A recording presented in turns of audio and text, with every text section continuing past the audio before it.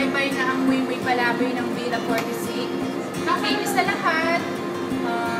Ingat ka na lang at good luck sa'yo. Sana mahanap mo na rin yung true love mo. Bye-bye. Mamimiss ka namin. Hi! O ano? Bye-bye na. Ngayon lang ako nag-video ng ganito ha. Para sa'yo lang to. Kahit hindi ka naging customer ko, pwede na rin yun.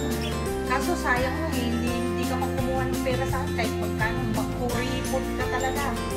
Pero sige, pwede na yun. O bye-bye na. Ingat ka lang. Ingat. Happy trip.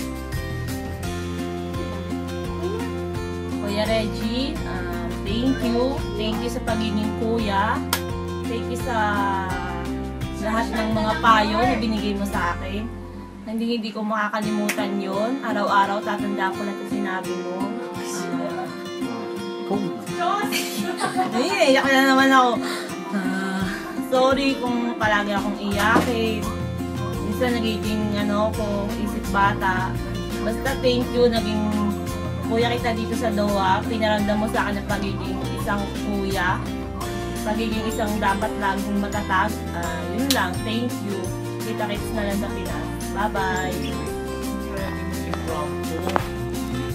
Anyway,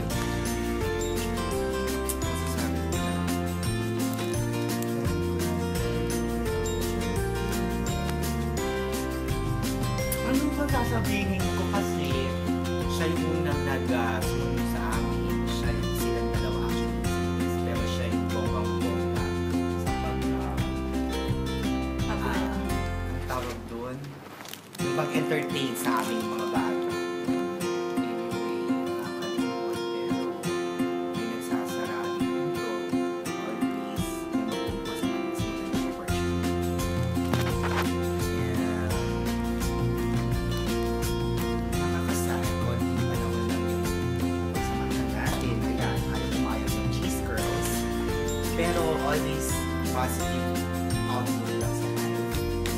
And nandito kami na ako, during being a friend. Love you, care, and guys. Mwah-mwah. Bye. Regine, bye-bye. Dean, bye-bye. Ana, bye-bye. Gigi, bye-bye. Lulu, bye-bye.